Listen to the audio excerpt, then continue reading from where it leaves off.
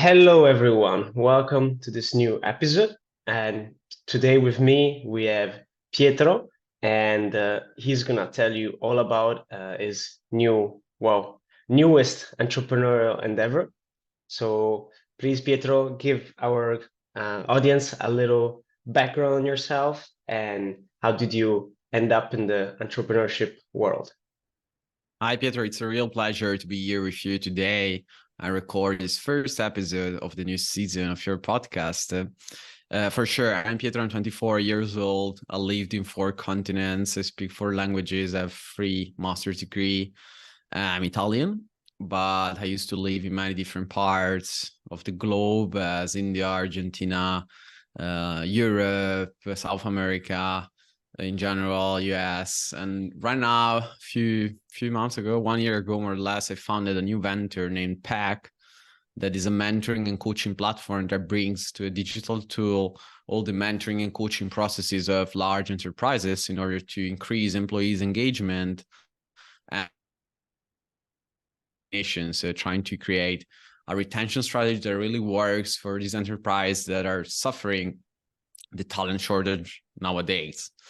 And yeah, I have a co-founder, 2 co-founders. We met like 2 years ago with one of them, 1 year ago with the other. We decided to create this team to start our journey, and things are going pretty well. We are a tech startups company, we raise funds, we have international clients, and yeah, we are an HR tech software, so pushing into one of the highest growing sector in Europe right now. Fantastic, Pietro. No, that's amazing. I really wanted to have you here today to bring some energy to the future entrepreneurs and also learn from your mistakes and my mistakes. So let's dive right into it. Why don't you share with us something that has happened throughout your career that you can label as a mistake, but as we know, mistakes are just learning opportunities. So go ahead. Yeah, like I would say that mistakes are the biggest source of learning for an entrepreneur, both in early stage and a growth stage. Like as entrepreneurs, we should always be open to mistakes and try to analyze them and learn the best. If I have to tell you 2 of the biggest mistakes that I've done, I would say that the first one is the focus on the team. I mean, in the VC industry, in this kind of environment, everybody says that the team is the most important thing and all this kind of stuff. And initially, at the beginning, I wasn't 100% convinced about it. I would say that I was thinking, okay, but if you have a global company able to create traction in many countries and demonstrate that you have the right product and stuff, I was convinced that it was more than enough. But going on, raising funds, building a company culture, I learned that the most important thing is team. One of our investors, Techstars, that is an American VC fund, an accelerator, always says that they invest in teams, then market, idea, product, and all the stuff, but the team is the most important thing. After a few mistakes that I've done with people, mainly on the technical side of the company, I met Robert, that is our CTO and one of my co-founders, and I understood how important it is to have the right person at your side while you're trying to build something that is great. And I would say that, yeah, one of the biggest mistakes that I've done was not paying enough attention to team building, so the idea of having the right people at your side.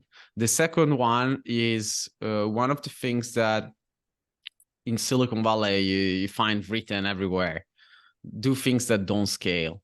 At the beginning, all the environment around you pushes you to create something that could scale rapidly, quickly, and to forget about processes. Everything should be digital. Everything should be perfectly scalable in the short term. Wow, that's bullshit. I mean, it's not working like that.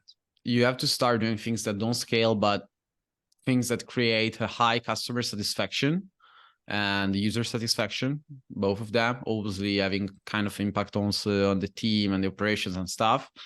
But at the same time, you shouldn't think about scaling quickly while building something that creates value, and then after a while digitalize all the different aspects of your value proposition. And it's something that it happened directly to us. It was January before Techstars acceleration program, and I hired a Tunisian girl that was working on the French market, but we weren't ready to explore other markets. We were too small to kind of try to expand, land and expand into different countries, different markets, dealing with a linguistic barrier also, because obviously everybody speaks English, but I would say that if you're a small team, as a team of few people, it's tough to change your internal communication just for one at the beginning. You have to validate many stuff, and you are far away from your product market fit. So I would say that scaling too rapidly or trying to scale in other markets too rapidly is one of the biggest mistakes that I've done.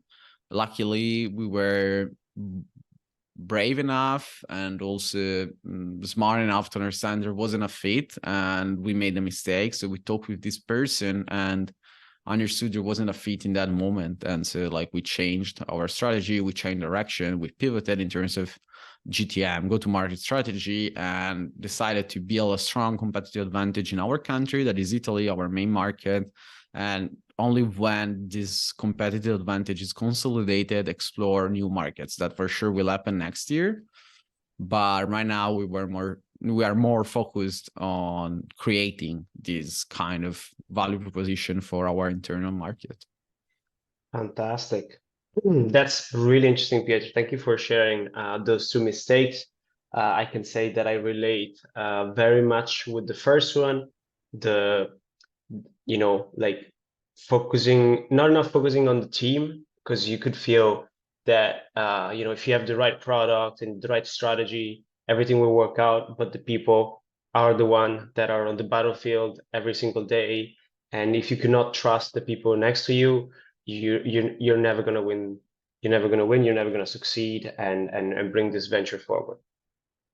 That being said, I want to ask you now a little bit, how was your beginning into entrepreneurship? Like, you mentioned that you had several master degrees and you probably study abroad from I assume from all the countries you live in, like myself. We definitely had this, thankfully had this experience. And so tell our audience a little bit, what was your path towards building this company? Sure. Okay, it's not so long. When I was 18, I went to Argentina and I started doing my bachelor degree there. It was an international bachelor degree done between Italy and Argentina. And during the second year, I started working in a private equity boutique, so a financial player. And I was lucky enough to be the assistant to the CEO during the IPO of the company. So I learned a lot, I would say, but I also learned that I was not the right fit. This company was doing great in terms of business, but completely lacked of any kind of company culture, transparent decision making, personalized development plans, and the culture was not the best one, I would say. And for these reasons, I decided to resign after 2 months. And I understood that I wasn't the right fit for corporate world, or at least I wasn't the right fit for this kind of corporate culture. And so after a while, reflecting about my future and stuff while studying, I've seen that my future, like my idea of my future, would have been into entrepreneurship. So 2021, I met Giacomo Gentili, one of my co-founders, and he told me, why don't we create a side project in which we give mentorship sessions to our peers? And I was like, okay, let's try to do it. After a while, after 6 months, we saw that we started having some initial traction on the product, and we decided that we wanted to create a startup, so a company able to scale on international markets in a rapid way. We founded the company, we incorporated in May 2022, and we stopped all the other side projects and works we had. So like, he was an innovation consultant at one of the best company in Italy. I was working also in consulting with few niche players, and we decided to create this company. after a while, like with all the fears, we were scared. We weren't imagining the future in any way. We were like, okay, let's try, let's see what happens. We were ambitious, but we had zero certainties. We had zero resources. We had zero capital. We didn't have any investor, but we worked a lot. We slept on a sofa for 1 month together. It wasn't the best experience of my life, I would say. But I was broken too, because I went to Silicon Valley and I've spent all my money, all my savings, to learn, to study there, to accelerate the growth of the company. And after a while, we were lucky enough to find incredible business angels that decided to support us. People that we didn't know, or we had some kind of connections, but not the ideal ones, not the big guys with a lot of money that is throwing money at you. We found these people that really believed and still believe in what we are building. And so we were able to pay our salaries after 1 year. We were able to hire new people, to grow on the market, to attract more customers, to invest, always using the idea that we were investing as much as we were willing to lose. That's my personal rule of thumb in my life. And yeah, and everything started in this way. Now things are growing. We're happy. But to get there, yeah, we slept a lot on sofas. We did like kind of stuff that are nice to be told in interviews. But yes, that's more or less my journey. I don't have. I mean, Okay. I was talking about it in another podcast. I don't have. We both don't have rich families, so we weren't really supported by them in terms of economic and expertise support, but everything that we achieved was really, really, it really comes from our effort, our willingness to rock the world and make something different. Yeah, well, Pietro, that's pretty beautiful indeed. And I think this is a great point of inspiration for future entrepreneurs, right? You gotta put in the work and you know, like really want to make this succeed and fight for it. And you just said, you know, that you spend all your money to go to Silicon Valley. I'm not saying that everyone has to do this, but you could tell that you really had this passion and you really wanted to make it and you were thirsty for knowledge. And I believe this is one of the necessary skills for a young entrepreneur. You need to be willing to learn fast, and you need to be passionate about the process, because a lot of people can you know, look at entrepreneurship as this ideal thing, building a startup. It's so cool, we see it in movies all the time, you know, the social network, you know, but the reality of it is that it's difficult, it's hard, it's always up and down. There are moments where you might feel depressed and sad, and there are moments where, you know, you're the happiest person in the world, you know, you just got some angel investor to believe in you, in your team, in your vision. You have some money to work with, and you want to be careful because you want to have the best return on investment of it, and you're afraid you're going to make mistakes, and you will make mistake, but you'll learn from it, and you will definitely build step by step towards this, you know, great company that you aim to have in the long run. That's a beautiful story right there. And so you said something about this trip to Silicon Valley. What was the motivation there? And what did you actually accomplish? And for how long did you stay? I'm just really curious about it. Sure. I mean, like going back to the previous point, if you are building a company, forget about work-life balance. It's impossible. Like it's not something that is really, at least at the beginning, it's not easy to match your personal life with your professional one. After a while, you learn how to do it, and also the workload decreases a bit, so it's easier to do it. But yeah, for sure, like Silicon Valley was one of the most important milestones of my, I would say, professional and personal career. I was thirsty for knowledge. I wanted to explore this environment. I read about, and every person that want to create a startup reads about Silicon Valley and wants to go there. I went there to accelerate the growth of my company, learn and meet incredible people. I stayed there for a few months, and what I've done was to kind of building my network in San Francisco and in the Silicon Valley to create opportunities in the future for my company, but also to learn from the best. I always mention one of the meetings that I had there with this guy named Seth Forsgren, that at 29 founded 3 companies, 3 exits, multimillionaire. And when I had this cappuccino with him in San Francisco, I asked him, wow, mate, like you're a genius. You're my kind of idol. How did you do it? And he told me one of the most shocking stuff that I've ever heard, that was, no, mate, you're wrong. I failed. I was like, why? Like 3 companies, 3 exits, multimillionaire at 29. Wow. Fail? Why? And he told me something that astonished me, that was, my goal was to build a global company that really have an impact on the world. If I created 3 companies and I sold the 3 of them, it means that we weren't solid enough to try to scale the market. So I failed in my objectives. And yeah, for sure, I'm rich nowadays. I can go to Lake Como and spend 14 days. It's really like, it really went to Lake Como to enjoy vacations and stuff, but I didn't accomplish my goal. And there I've seen what's the difference. Here, I would say in Europe in general, not Italy, not kind of generalization, but everybody wants to exit, make money, and that's it.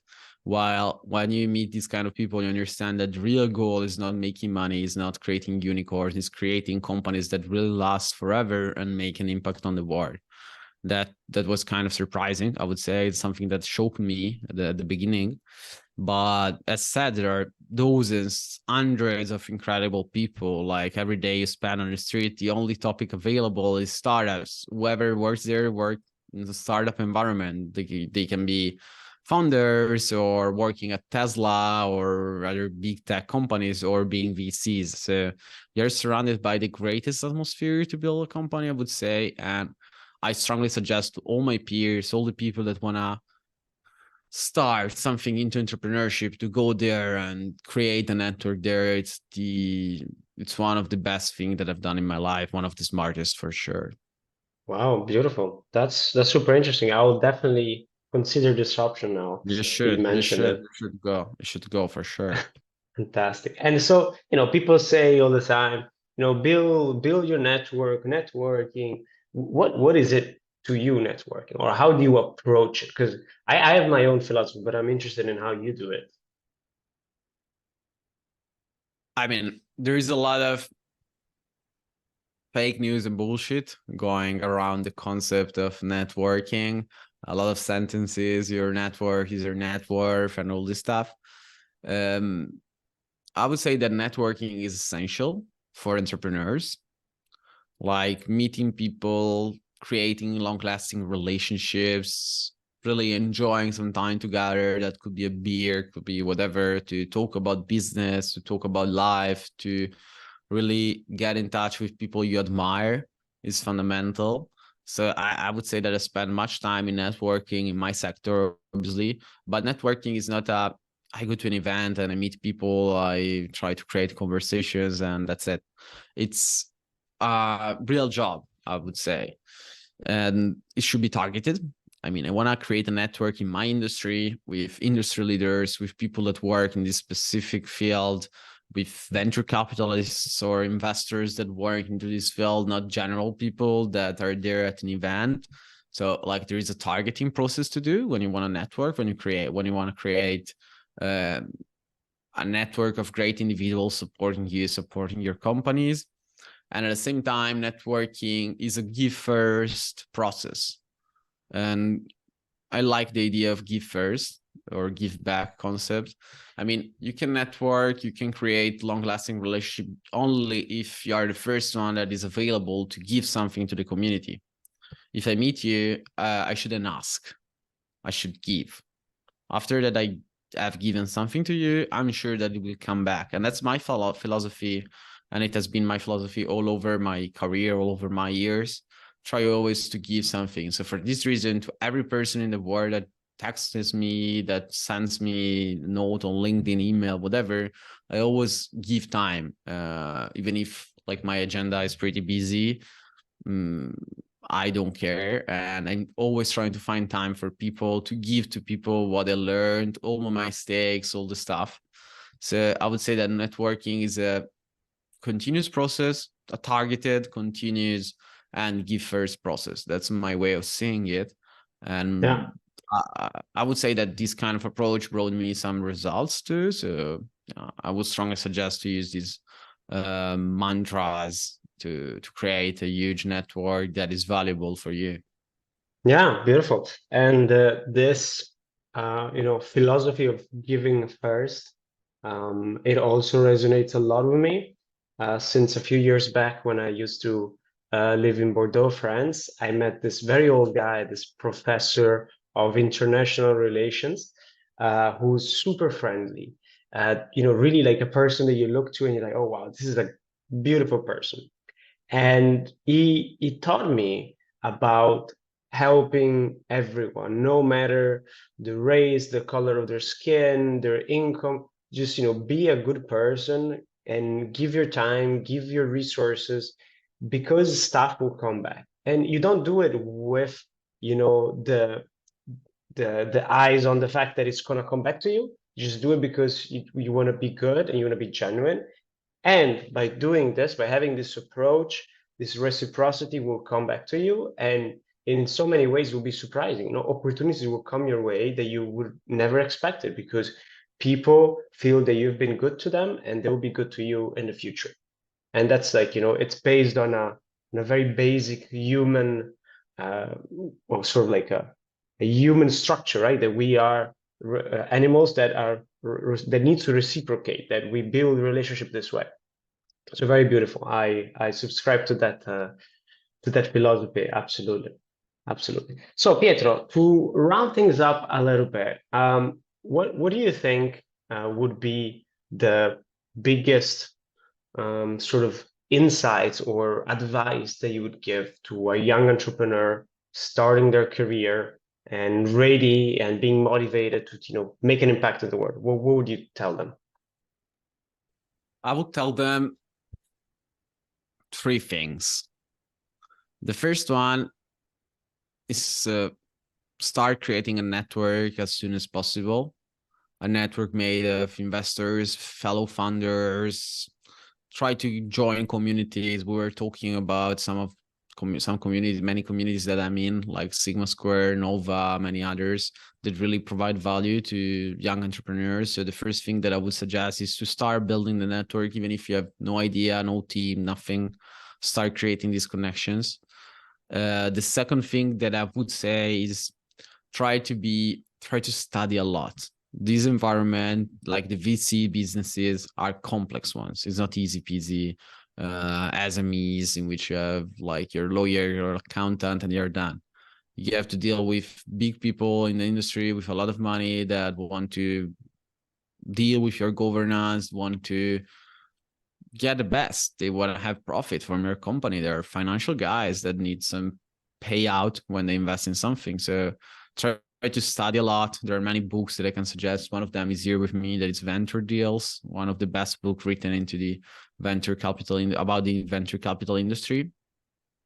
And the first thing that I would say is start immediately. With the first most stupid idea that you have, start with it. Don't be able to change, be able to pivot, be able to admit that you were wrong, because it's super important. But start as soon as possible in building whatever you want to build. It's a life-changing opportunity. And if you're young, but also if you're not, also if you're working in a corporate, you can extract many values. If it works, you can create something impactful. If it doesn't work, you will learn and become a better person. So you shouldn't invest money at the beginning. So it's a free game. Like, try to do it. Try to sell something. Try to validate what we are building. Try to understand what's the feeling of the market. Somebody wants to pay for what you're building. That's these are the topics that I would try to suggest to a fellow founder that want to build something, but do it immediately. You don't have much time in your life. Being entrepreneurs is the best choice you can make. The hardest too, but most difficult, but it's the best.